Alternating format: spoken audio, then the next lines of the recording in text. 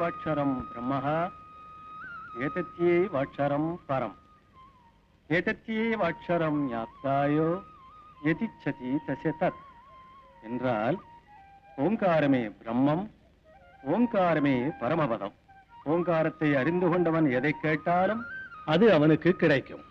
குருதேவா, ஓங்காரத்தை நினைத்துக் கொண்டு ஓம்படி கேட்டால் கிடைக்குமா? ஓங்காரத்தை நினைத்தால் மட்டும் எந்த பயனும் கிடைத்து விடாது. ஓங்காரத்தை உணர்ந்து கொள்ள வேண்டும். பார்த்தாண்டா குருதேவா, ஓங்காரம் என்றால் என்னவென்று சற்று விளக்கமாக அந்த கோதண்டத்துக்கு எடுத்துச் சொல். பார்த்தாண்டா, கல்வியில் கவனமில்லாமல் இருப்பது நல்ல மாணவனுக்கு அழகல்ல. நான் கவனத்தோடு கேட்டுக்கொண்டுதான் இருக்கிறேன் குருதேவா. கேட்பது மட்டுமல்ல, கேட்பதை மனதில் பதிய வைத்துக் கொண்டு தெளிவு பெற்று தேர்ச்சி அடைபவன் தான் அறிவாளியாகிறான்.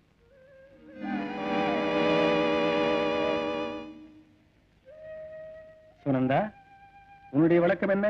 அகார உகார மகார ரூப மாத்திரைகள் 3ஆல் உருவாக்கப்பட்ட ஓம் என்ற ஓரெழுத்தால் பரபிரம்மம் அறியப்படுகிறது. விளங்கியதா? இங்கு பாடம் போதும். மாணவர்களே, நீங்களெல்லாம் கானகம் சென்று கந்தமூலாதிகளை சேகரித்து வாருங்கள். சுனந்தா, நீ குறிப்பெழுத பனைவோலைகளை சேகரித்து வா. கட்டளை குருதேவா.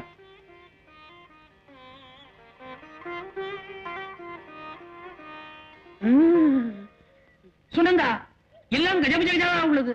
குருநாதர் சொன்னவை எப்படி உண்மடையில் விளைகிறது?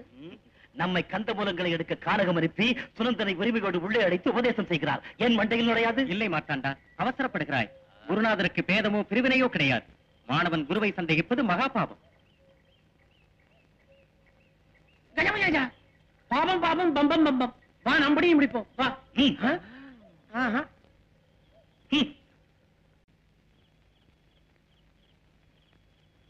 சுவாமி, உங்கள் மாணவருக்கு எல்லா கலைகளையும் கற்றுக் கொடுக்கிறீர்கள். ஆனால் வாமசாஸ்திரம் மட்டும் கற்றுக் கொடுப்பதில்லையே. அது ஒரு சிலருக்கு மட்டும் கற்பிக்க வேண்டிய கலை சாந்தா. எத்தனையோ வருஷங்களாக உங்களுக்கு சேவை செய்து எந்த ஒரு பாடத்திலும் தேர்ச்சி பெறாமல் போய்விட்ட அந்த மார்த்தாண்டனுக்கு கற்பிக்க கூடாதா? அதிலாவது அவன் உருப்படலாமோ என்னவோ.